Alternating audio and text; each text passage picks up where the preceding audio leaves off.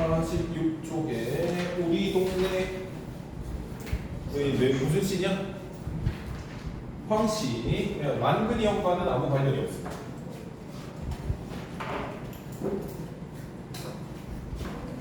개 크게 써야겠네.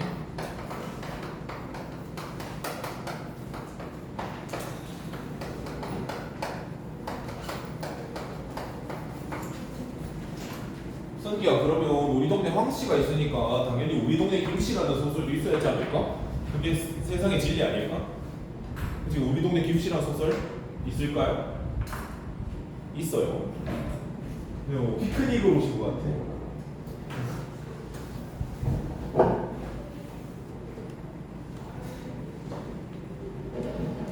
친구가 그렇게 기다리던 선비 표지책이 도착을 해서 5층에 다음 시는 우리 주은이가 써주는 거예요. 시 한 편만 써서 보내. 표지에 이렇게. 너 이렇게 오늘 어디 안 좋아 보이니? 저 아침에 진짜 국가시점 영화 보고 왔는데 전복시? 네, 너무 슬퍼. 아, 그 여운이 지금까지 있는 거야? 그래. 정말 안 됐다. 그렇게 슬플 수도 있지. 이게 비꼬는 거 아니에요? 아니, 나 영화 보고 슬픈 거 공감 잘 못해서 미안. 영화는 뭐 만들어진 연출품일 뿐이니까요. 그 배우들 멀쩡히 잘 살아있고요. 책 46쪽입니다. 우리 동네 황씨 이문구의 우리 동네 시리즈는 아주 유명한 작품입니다. 옛날에 저기 옛날 굳이 아니라도 시골 마을 가면 저기 고기 삶고 수육하면은 보통 마을 회관에서 같이 먹죠. 그지? 아이 뭐 같이 먹어. 현태 쌤 저기 아이 같이 먹어. 맛있어. 와. 자, 아무리 삶는 날이라도 TV 앞에다 상을 놓았고 그러면 같이 먹는다는 거예요? 안 먹는다는 거예요? 안 먹는다는 거예요. 삶는 날, 딴 거 삶는 날이 아니고 그냥 고기나 닭이나 이런 것들이요. 그 바람에 하늘이 덮이기 무섭게 대문부터 걸어닿지 않는 집이 없었다. 안 씻고 따라 사내들마저 그 지경이고 보니 더러 들어볼 말이 있어도 마실 갈데가 없었다. 내 집 네 집 없이 낮에는 죄다들에 나가 살고 날만 정들면 빗장 걸고 틀어박히기를 다투니 추녀를 나란히 하고 한우물 들여먹는 이웃사람도 며칠씩 얼굴 얻어보기가 어려웠다. 그러니 동네에 무슨 일이 생겨도 일삼아 가보기 전에는 얼굴 한번 내밀지 않던 것이 오히려 당연한 일이었다라는 것은 동네 공동체 의식이나 인식이 어떻게 된다? 사라지고 있다라는 얘기죠.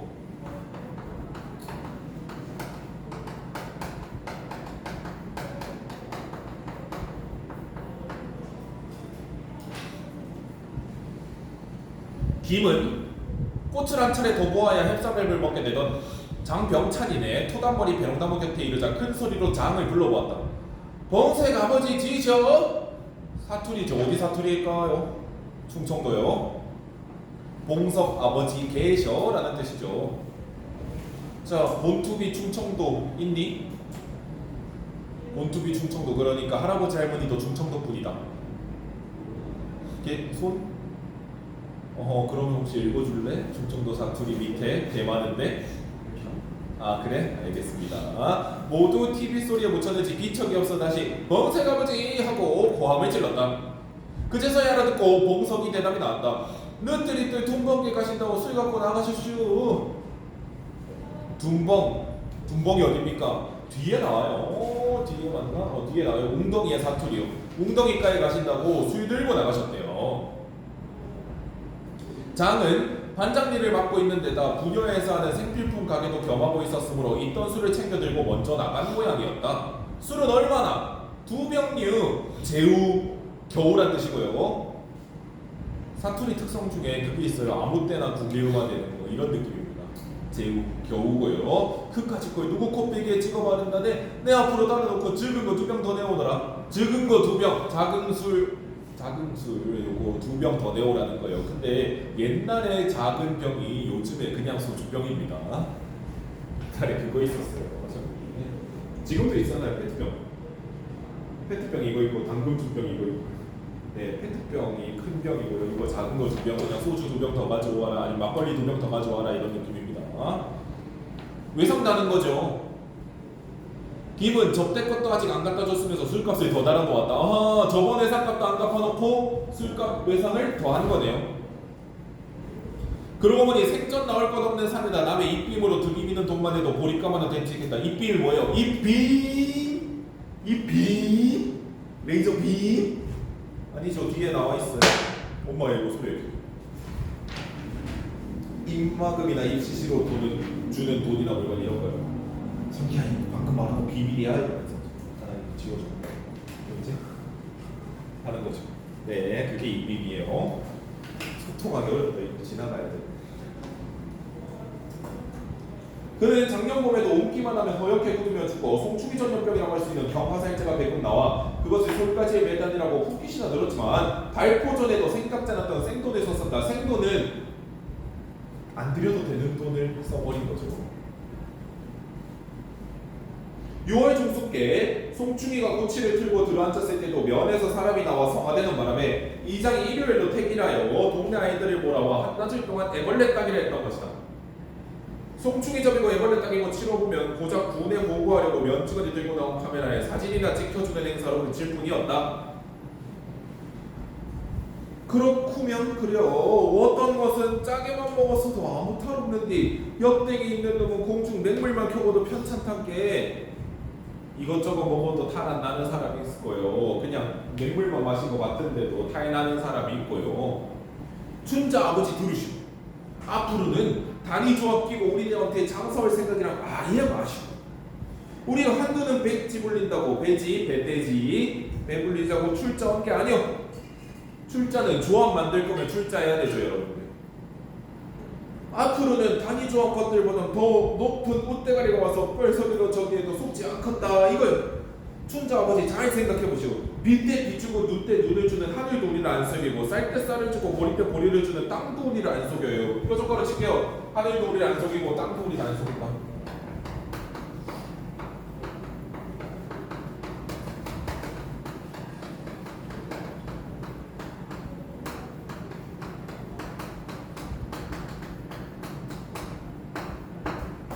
자연은 정직하다는 얘기죠. 그치? 정직한 자연의 모습.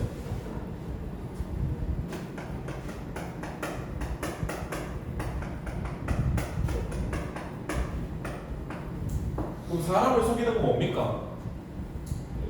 사람이 속이죠. 그치? 사람을 속이는 건 사람이에요. 물론 요즘 날씨도 개꿀잼 몰카 같긴 해. 기상청이 다음 주 예보를 했습니다.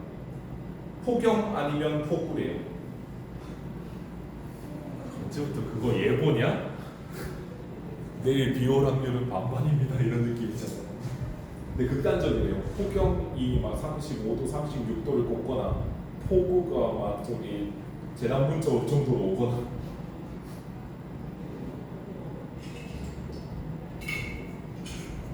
사람을 속이는 건 사람이에요. 나 어젠가 어제다 전화가 오는 거야.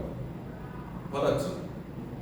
이한솔 씨 본인 되세요? 이러니까 네 그랬더니 서울지방검 치읓까지 듣고 그 끊었어. 짜증나가지고. 어차피 모르겠지. 내 통장이 대본 통장이 돼가지고 나한테 빨리 돈 보내세요. 통장 비번 주세요. 뭐 이런 거 보이스피싱이죠. 아니 어떤 검찰청이 근무 시간 내에 010으로 전화를 하냐고요. 소개팅이냐고. 이한솔 씨 되세요? 뭐 이거냐고. 서울지방 검치읓까지 듣고 끊어버렸어. 다시 안 오더라고. 거기서 저기 유튜브 각 잡는다고 막 아 진짜요? 막 하면서 저기 그러고 낚시하면은 걔네가 집 주소도 알고 있어서 만나서 결제로 배달 막 10만 원씩 시키고 보이스피싱은 끊어버려야 되는 거야. 근데 내가 왜 안 오냐라고 전화했을 때 꺼져라 하면서 보이스피싱 취급하면 안 돼. 자 봅시다. 그런데 하물며 사람 것들이 우리를 속여? 한차 우리에게 뭔가를 보태주려고 뛰어다닌다는 것들이 우리를 속여? 뭐예요? 속은 것에 대한 분노가 들어가 있죠. 저놈의 것, 저 오토바이, 저놈의 것에 이제 소리만 들어도 넌더리가 나요, 넌더리가. 김이 말끝에 내기도 전에 황은 산대지라면 나무라는 말투로 떠들었다. 그러면 비판의 대상이 춘자 아버지가 황인 거죠. 황세홍. 여기서 이름은 황선주 씨예요. 황선주 씨예요.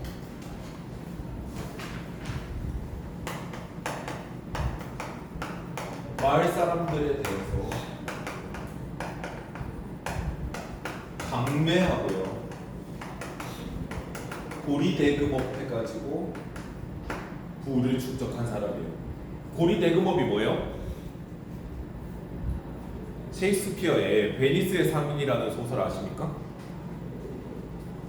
몰라? 아는 사람? 셰익스피어의 베니스의 상인.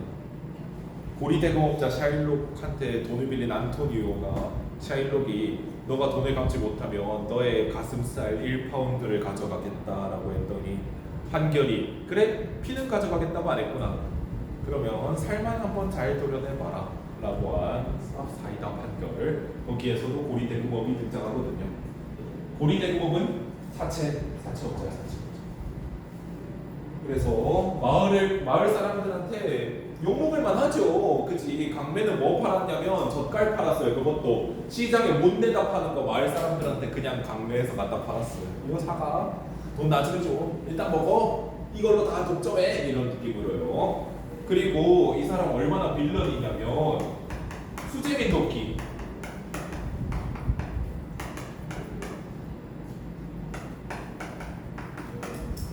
수재민 돕기 기부로 뭐 냈냐면 입던 속옷 냈어요. 헌 속옷을 기부했어요. 매우 정말 이기적인 사람이죠. 그래서 우리 동네 황씨 나쁜 새끼라는 뜻입니다. 도대체 네 것들한테 뭘 새겼단 말이야? 내가 새기고 뭐고 네가 속은 건 뭐예요? 내 새우젓 황사버젓 쳐먹은 게 배 아프면 그 입으로 더 짓거려봐. 강매해놔놓고 내 젓갈 먹고 잘 살았으면서 어디 한번 좀 짓거려봐 하는 거예요. 황은 일어서 보려고 몸부림을 했으나 계장과 오석이의 완력을 떨쳐버리지 못했다. 옆에 젊은 사람들이 붙잡고 있으면 노인네 일어날라 이거 좀 못 일어나죠. 그러다 홍이 둔벙을 손가락질하고 무디고 모가나게 다듬은 음성 황에게 건넸다. 알아들을 만큼 타일렀는디도 아직 정황을 모르는 모양인디 정신 좀 들어야 되겠어. 암만 해도 저기 좀 댕겨와야 정신이 들란게벼. 자, 무엇이 들어갈려? 당신을 쳐넣을까 오토바이를 던져버릴까? 뭐예요? 그 충청도 사람 굉장히 화난 거죠.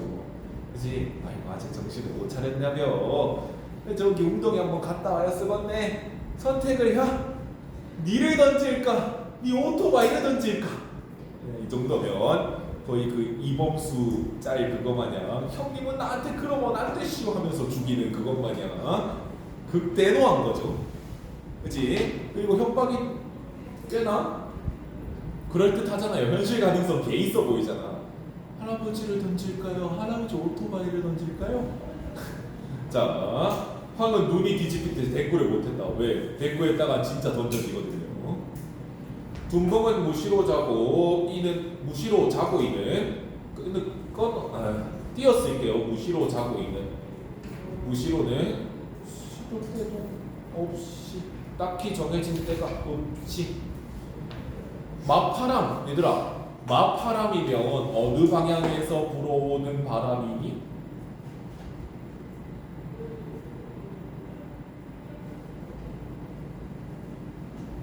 순우리말이잖아.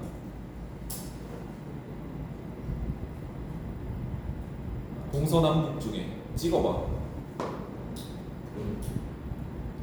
동쪽에서 불어오면 한이 바람이죠. 네? 북은 높바람. 남쪽에서 불면 마바람이에요. 혹시 옛날에 TV 열심히 본 사람 어릴 때?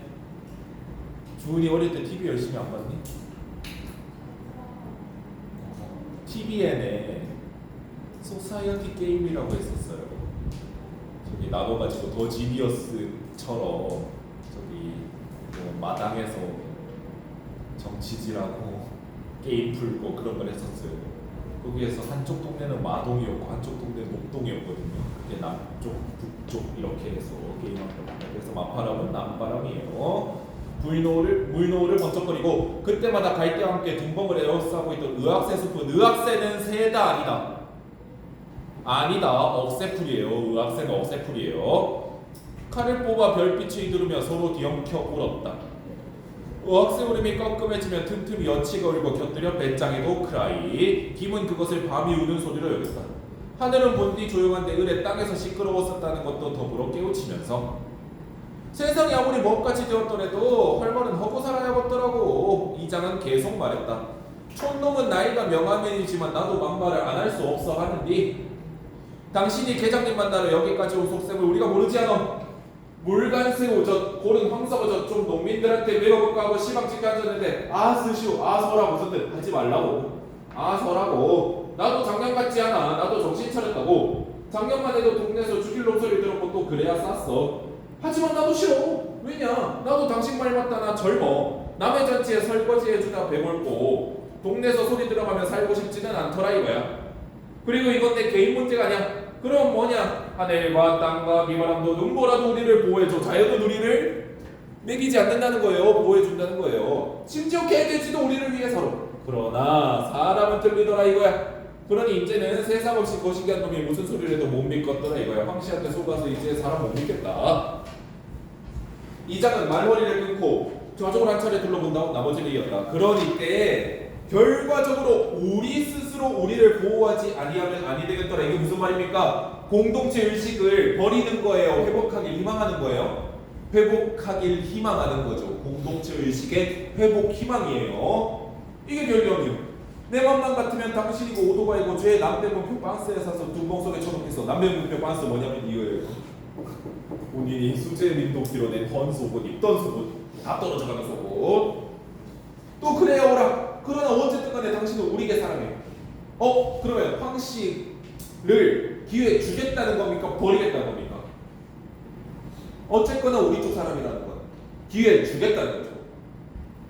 우리는 아직도 이웃을 보살피고 동네 사람을 아끼고 싶다 이거야. 그리고 당신 반스 아니더라도 수재민들이 목바지는 안 입는답니다. 부디 일어나서 새벽에 반스부터 걷어가시오. 당신 손으로 동트기 전에 황은 응수하지 않았다라고 돼요.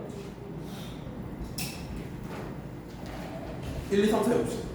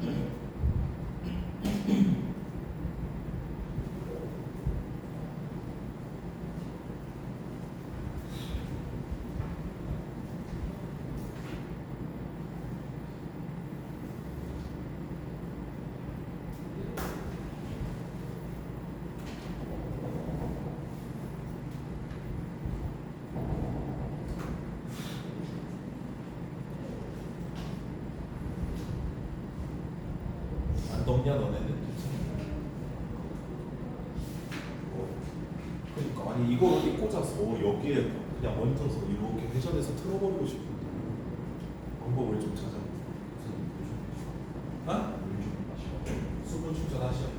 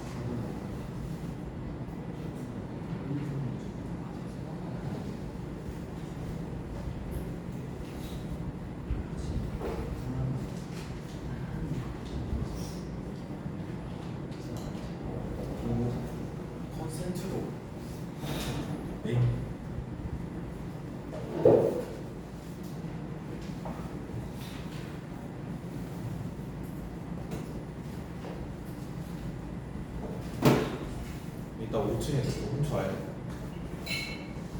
도적질이야. 한두 번 하는 것도 아니야. 다 푸신 분, 덜 푸신 분. 페이크 오브. 자, 1번 인글에서 수상 특집으로 가장 적절한 것은 5번. 그죠? 4번 같은 거 하면 큰일 납니다. 그리고 서술자의 장황한 해설이라고 할 거면 보통 고전에서 자 여기를 보자 하면서 막 어디 사는 누구는 어떤 막 한 페이지 정도 거의 채우는 게 서술자의 장황한 해설이에요. 자, 이번에 A와 B에 대한 분석으로 적절 안 한 거는요. 몇 번이라고? 5번. 손가락으로 보여줘. 5번 그죠? 왜? A에는 협박해서 그래서 구체적 방안 제시해놨습니까? 아니죠. B에는요? You choice라고 얘기하잖아요. 그죠? 3번 C에서 2장이 확실하게 말하는 내용 가장 가까운 것 이 또한 5번이죠. 그럼 뭔가 이상하죠. 자, 혹시 5555 한 사람 5555한 상남자 상여자들 예 5555입니다. 답 4번도 5번이죠. 왜냐면 면에서 나온 사람이 애벌레 땅에 시킨 게 아니고 이장이 시켰어요. 그래서 이런 치사한 내용 문제도 있다는 점. 그리고 야 51쪽 재밌겠다 그치? 51쪽 재밌겠다. 프로스펙트 이거 가봅시다. 뭐야 이거?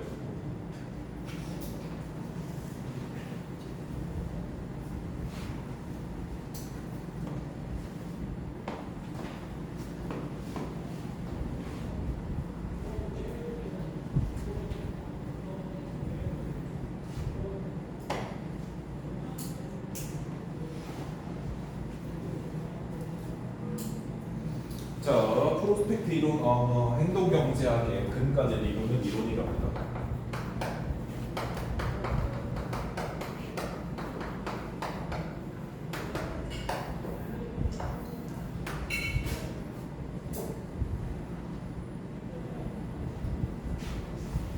그 스포츠 브랜드랑은 별 상관이 없습니다. 프로스펙스랑은 별 상관이 없다니. 자, 행동경제학의 근간을 이루는 프로스펙트 이론에서는 사람들의 선택 과정을 편집 단계와 평가 단계로 구분한다. 편집 단계에서 사람들은 자신이 가지고 있는 준거점을 기준으로 선택 상황을 이득과 손실로 구분한다. 편집 단계, 세모, 평가 단계, 역삼각 형식이요.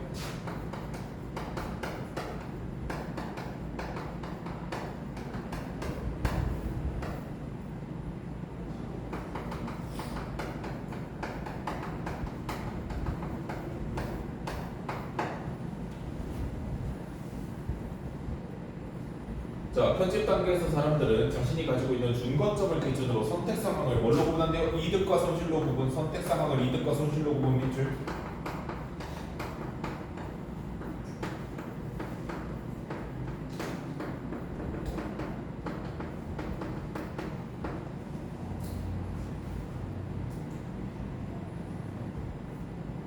즉 상황의 틀을 어떤 선택의 결과로 얻을 수 있는 이득과 잃을 수 있는 손실로 구성하는 것이다. 이때 준거점은 절대적인 0점이 아니라 선택을 하는 사람의 현재 상태를 기준으로 형성된다. 준거점 동그라미 현재 상태를 기준으로 형성 밑줄 칠게요.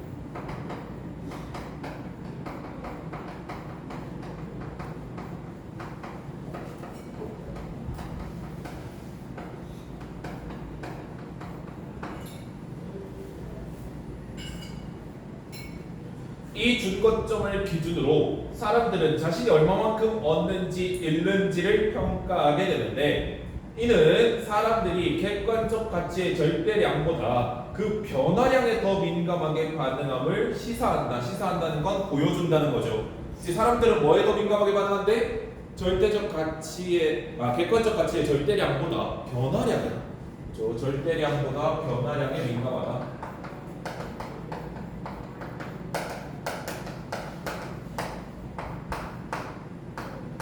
절대량 상대량 민감도가 변화량 민감도보다 작다는 거죠.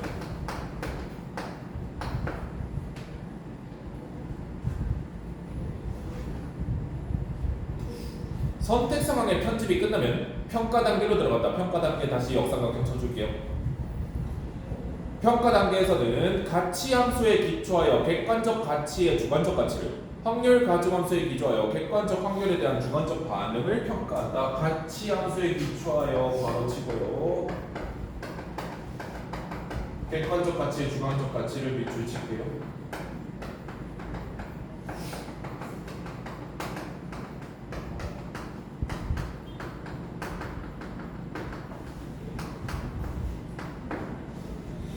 확률 가중 함수에 기초하여 바로 치고요.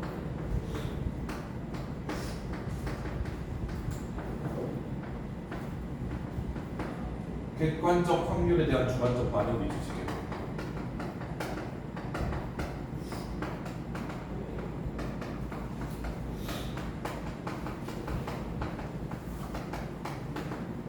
힘들어. 뭐 여러분한테 10만 원 줄 테니까 요것 좀 작업해줘 그러면 어려운 게 아니라 일단 하겠죠.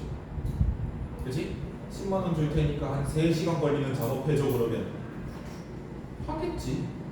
시급이 33,000원 쳐줄 건데 하겠죠. 근데 재용이 형의 아들 딸한테 10만 원 줄 테니까 3시간만 일해줘 그러면 할까요? 서민이니? 하겠죠. 그치? 내가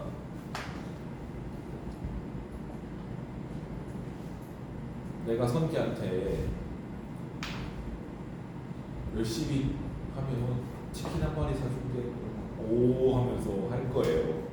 근데 선기가 저기 이재용 딸한테 나 누나 저랑 치킨 드실래요? 제가 치킨 사드릴게요 하면 같은 오라는 생각이 들까요? 노력하나? 얘 또 돈이 있나? 이런 생각을 하겠죠. 나도 마찬가지일 거 아닙니까? 내가 길 가다가 500만 원 잃어버리면 이러겠죠. 인생 망했다 그러서 유강입니다. 정신적 스트레스로 이러겠지. 이재용 형님이 길 가다 500만 원 잃어버리면요? 아쉬운 거지. 객관적 가치의 주관적 가치가 이 말이에요. 객관적 가치 같은 500만 원인데 이한수는 하고 이재용은 사소해 할 수 있다는 거. 자 그러면 확률 가중 함수에 기초하여 객관적 확률에 대한 주관적 반응. 여러분 잘 생각해 봅시다. 오늘 내일 열심히 공부하면 20% 확률로 성적이 오른다 그러면 오늘 내일 밤샐 겁니까? 보통 안 그래요. 확률 왜 이렇게 버그야 왜 이렇게 작아 이래요. 근데 게임 하시는 분 게임 다들 하잖아.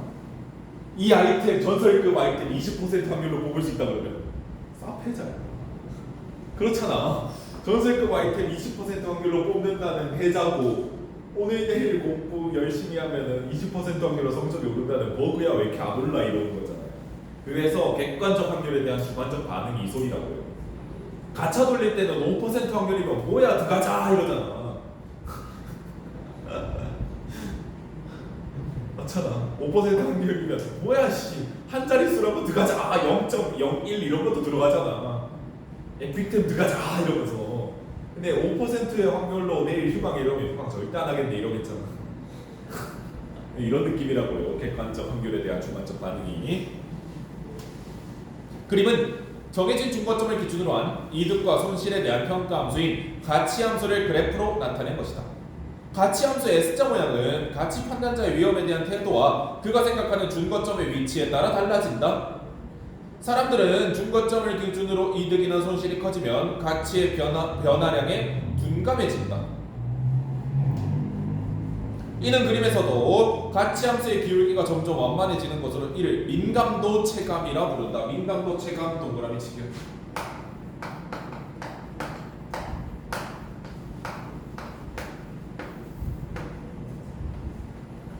내가 앞부분 왜 해석 안 하고 넘어갈까? 당연히 다 이해해야 돼서일까? 아니면 굳이 필요 없어서일까? 굳이 필요 없어서예요. 필요할 때 해석하면 되기 때문이에요.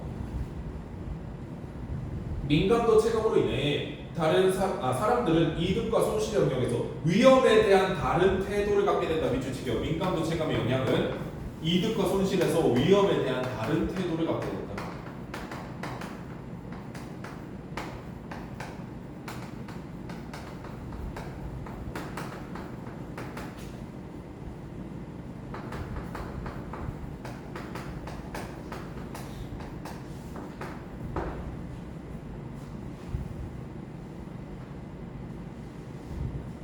이득 영역에서는 위험을 회피하는 반면 손실 영역에서는 위험을 추구하는 것이다. 내가 돈 벌고 있으면 리스크에 좀 소극적이 되는데 손실 영역이면 아이씨 인생 뭐 있어 드가 더 넣어 이래가지고 위험을 추구하게 된다고요. 또한 사람들이 어떤 금액에 대해 인식하는 가치는 그 금액 자체를 나타내는 절대 가치와 다르며 준거점에 따라 평가가 달라지는데 이를 준거점 의존성이라 한다. 준거점 의존성도 동그라미 치기요.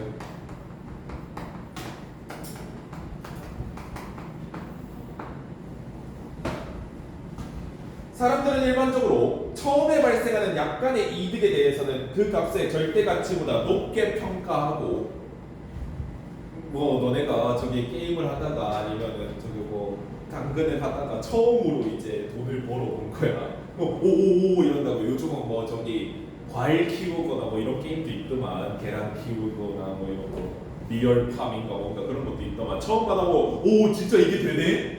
이게 돈이 되네? 아니면 이게 이득이 되네? 그래서 오 작고 소중하지만 작고 소중해 한다고요. 근데 여러분이 계속 받다가 아니면 집에 너무 많아. 하나 더 오면 이런 느낌이거든요. 왔구만. 자, 그래서 큰 이득이나 추가적으로 발생하는 이득에 대해서는 그 값의 절대 가치보다 낮게 평가하는 경향이 있다. 손실의 경우에도 앞에 끊을게요. 손실의 경우에도 처음 먹은 약간의 손실에 대하여 그 값의 절대 가치보다 크게 인식하지만 손실이 매우 큰 경우나 추가적으로 발생하는 손실은 상대적으로 작게 생각하는 경향이 있다. 처음에 막 돈 잃으면 사람들이 벌벌 떨어. 빚이 생겨버렸어 막 이러면서. 근데 나중 되면 빚이 3억이나 3억 천이나 비슷하지 이러고 있어요. 그런 느낌이에요. 그렇게 살면 안 됩니다. 사는 거나 죽는 거나 비슷한 거예요.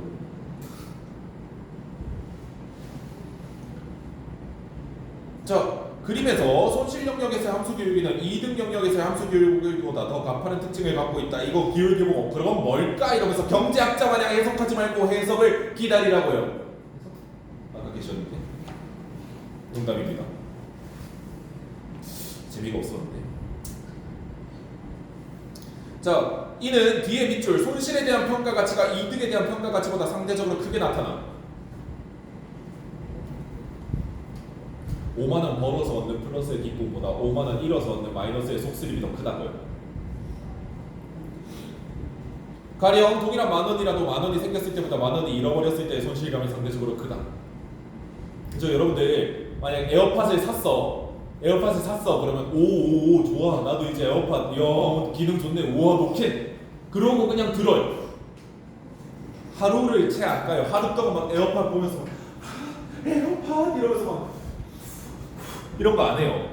근데 그 에어팟을 잃어버렸을 때 심지어 한 2년 쓰다가 잃어버렸고 새로 샀을 때는 30몇만 원의 가치 좋네 굿 이러고 왔는데 중고가로 이제 10만 원대일 텐데도 잃어버리면 하루 종일 근데 어떤 새끼지? 내 에어팟 아까 어디까지 있었지? 에어팟 이틀 뒤에도 에어팟 누가 친구가 에어팟 끼면 내 앞에서 에어팟 끼지 마라 이런다고요. 손실에 대한 반응성이 훨씬 크다고요. 이는 사람들이 손실에 더 민감하게 반응함을 시사하는데 이를 손실의 비성도라고 하시네요.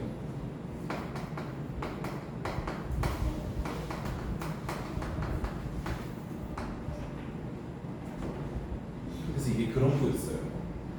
무료 체험단 해보고 좋으면 계속 쓰고 아니면 돌려달라고 하는 거. 그것도 일종의 마케팅 전략이에요.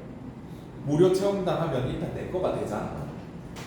한 달간 만약에 한 달간 요 정수기 써보고 아니면 가져간다 이러면 한 달간 정수기 물도 써보고 정수기로 커피도 타보고 근데 그 한 달 뒤에 이 정수기를 다시 떼서 돌려주면 내 거 뺏기는 기분이 드는 사람들이 있다고.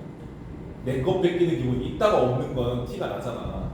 그래서 거기에 때 이렇게 제시하는 거야. 근데요, 한 달에 뭐 예를 들어서 한 달에 딱 2만 원이면 아니면 더 짜증나게는 아니고 더 약간 진짜 별돈 아닌 것처럼 커피 5잔 정도만 아끼면요 정수기로 계속 쓰실 수 있어요. 그러면 보통은 그러시죠 이렇게 한다고. 그런 것도 요런 느낌이에요. 내 것 뺏기는 거를 실시한다. 가치함수와 더불어 프로스펙트 이론의 또 다른 축은 확률 가중함수이다. 사람들은 확률을 객관적 수치 그 자체로 받아들이지 않고 자기 나름의 가중치를 부여하여 해석한다. 어떤 확률이 작을 때는 가중치를 부여해 실제값보다 크게 인식하는 반면, 그죠? 만약에 이 버튼을 누르면 여기가 폭발할 확률이 5%라 그러면 뭐야? 되게 큰 거 아니야? 5%나 더 준다고? 100번 누르면 5번이나 더 준다고? 이러고 있는데 중간 정도 확률이거나 그 이상의 높은 확률은 실제값보다 작게 인식하는 경향이 있다. 뭔 느낌이냐면 뭐 예를 들어 10% 확률로 뭐 얻는다 그러면 가자 이러더라고요. 근데 55% 확률로 뭐 주겠다 그러면 실패할 확률이 45라고? 이런 느낌이 든다. 애매한 그 숫자 있잖아. 10%에 뭐 줬다고 그래 믿져야 먼저 이러는데 55% 그러면 아 인심 개짜네 이러고 있다. 자, 이를테면 당첨 확률이 매우 낮죠. 로또 될 확률은 번개 2번 정도 맞을 확률이라는 얘기도 있습니다. 복권에 경쟁적으로 구입하는 일 매우 낮은 확률이지만 내가 될 수도 있잖아 가자 이러는 거죠. 치명적인 위험에 대해서는 확률이 아무리 낮아도 0%가 아니면 안전하지 못하다고 여기는 것이 이에 해당한다.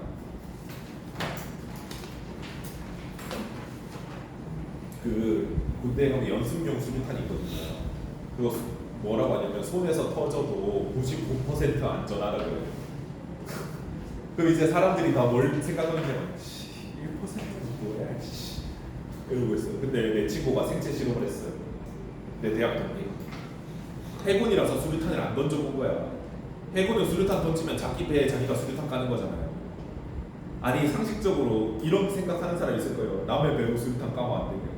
바다에서 바다로 한포 쏘고 있는 이거 되냐고. 안 되지. 퓨 푹 하면 안 되지. 해공군은 수류탄을 안 써요.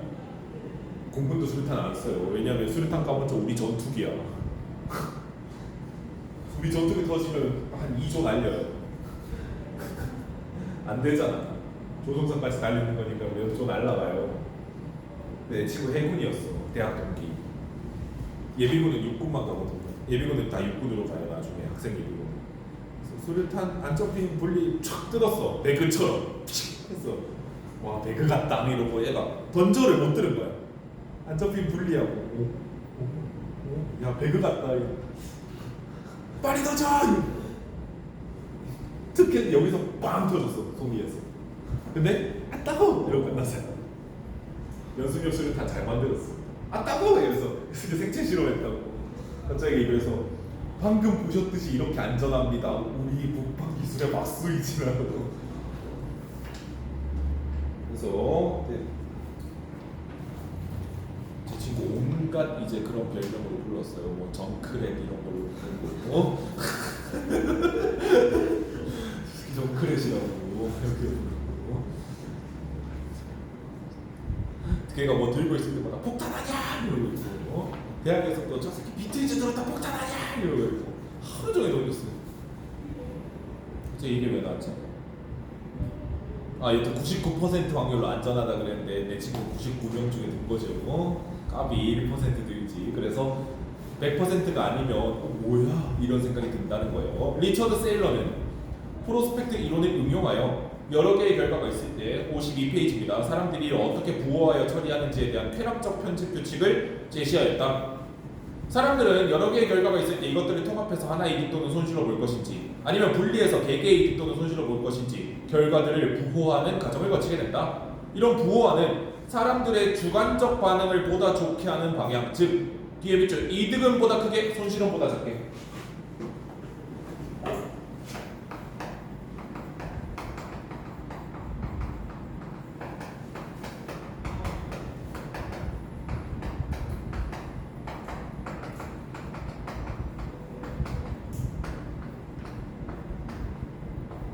그 네이버 이런 데 보다 보면 네이버 메일함 이런 거 보면 지금 영어 등록 시 아이패드 증정 이렇게 돼 있어요.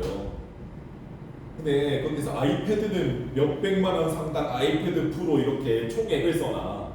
근데 거기 결제창 보면 내가 내야 되는 돈은 막 개짜치게 주 단위로 막 써놓죠. 주 5,000원 몇 달, 주 5,000원 곱하기 1년 이렇게 해놔요. 그럼 주에 5,000원이면 나에게 아이패드가 생긴다고. 근데 보면 막 개비싸고 그런 느낌이에요.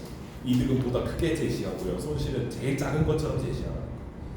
어떤 상품을 구입하여 2개 이상의 사은품을 받을 경우 사은품을 한 번에 받는 것보다는 하나의 사은품을 받은 후에 별도의 사은품을 추가로 받은 경우에서 얻는 주관적 가치가 크다.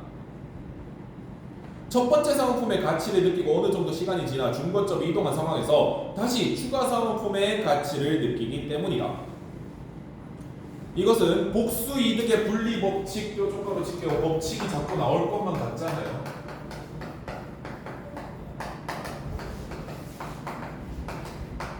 그러면 어투에서 알 수 있네요. 이득은 여러 개의 이득은 따로따로 제시하라는 겁니다. 여러 개의 이득은 따로따로 제시해라. 이와 달리 아니다. 복수의 이득은 효용이 크도록 분리하여 제시한다는 것이다. 이와 달리 손실이 복수로 발생한 경우에는 여러 손실은 하나로 통합하려는 복수 손실 통합의 법칙 뾰족하게 칠게요. 손실은 한 번에 그냥 뭉뚱그려 버리라는 겁니다.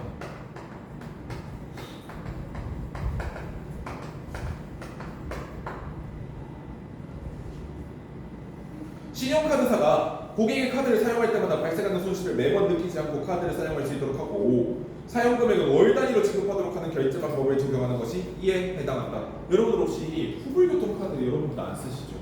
교통카드 충전하거나 그렇게 쓰시죠? 후불교통카드는 그 카드 승인 문자가 안 와요. 그 신용카드나 이런 거 체크카드도 후불교통카드는 그때 돈이 안 빠져나가요. 후불이니까 한 번에. 그래서 버스를 막 타고 다녀. 버스나 지하철을 막 타고 다녀. 그럼 이제 어느새 돌이켜보면 뭐 이한솔님의 저번 달 교통 이용액은 5만 얼마입니다. 그럼 지랄하지 마. 5만 원 안 썼거든 이러면서 그러면 그거 신청했어요. 내역 보기 신청 이러면 맞고 승차지 대전 반성 하차지 대법원 등기정보센터 출근했구만. 승차지 대법원 등기정보센터 하차지 대전 방송 퇴근했구만. 세 보면 딱 맞아. 네, 그런 느낌이에요. 손실이 한 번에 들어오는 느낌. 자, 만약 이득과 손실이 동시에 발생하는 경우에 이득이 손실보다 크다면 손실을 상쇄시켜 이득만을 제시 비춰줄게요. 그죠? 10만원 벌고 8만원 잃어버렸다면 2만원 얻었잖아 한잔해 하는 게 낫잖아. 나 10만원 벌고 8만원 잃었다라고 굳이 너는 방금 10만원을 벌고 8만원을 잃었어 라고 얘기하는 거다. 당신은 2만원을 버셨습니다 라고 얘기하는 게 훨씬 더 낫다고요. 가령 복권에 당첨되어 10만원을 받은 사람이 교통사고로 8만원을 지출해야 한다고 할 때 두 사건을 통합하여 그냥 2만원 생겼다고 하는 것이 덜 속상하다는 거예요. 교통사고가 안 나겠어 내 8만원 이거보다요. 이것이 이득과 손실 통합의 법칙 뾰족하게 칠게요.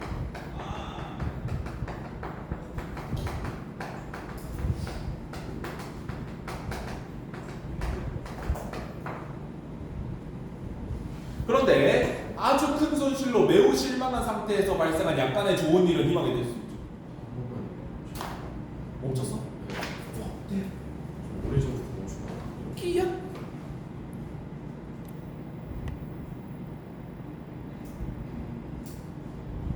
언제부터 멈췄을까? 쩔수.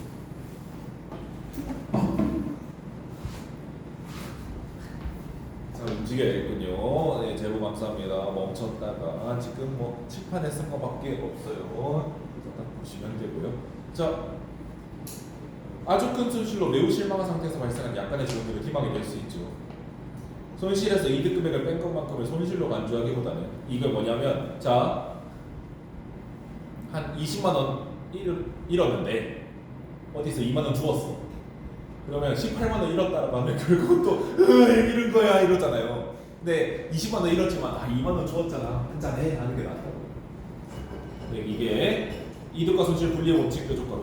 그러면 이득이 크면 이득과 손실 통합의 법칙, 손실 크면 이득과 손실 분리의 법칙을 쓰면 된다라는 거죠. 이처럼 이득과 손실에 관련된 여러 개의 결과가 발생하였을 경우 실제로 발생하는 금액이 같아도 이것을 어떻게 인식하느냐에 따라서 가치 함수의 값은 달라진다. 이와 같은 통합과 분리의 방식은 사람들이 복수의 이득과 손실을 어떻게 부호하느냐에 따라 자신의 주관적 반응을 조정할 수 있음을 보여준다. 이와 같은 프로스펙트 이론의 응용한 전략은 사은품을 이용하는 판촉 마케팅을 비롯한 다양한 분야에서 활용되고 있다. 프로스펙트 이론은 소비자가 어떠한 준거점을 설정하도록 상품을 제공하는가에 따라 의사결정의 결과가 달라질 수 있다는 마케팅적 시사점을 보여준다라고 되어 있습니다. 문제를 풀기에는 시간을 제가 꽤 썼기 때문에 쉬었다가 문제를 봅시다.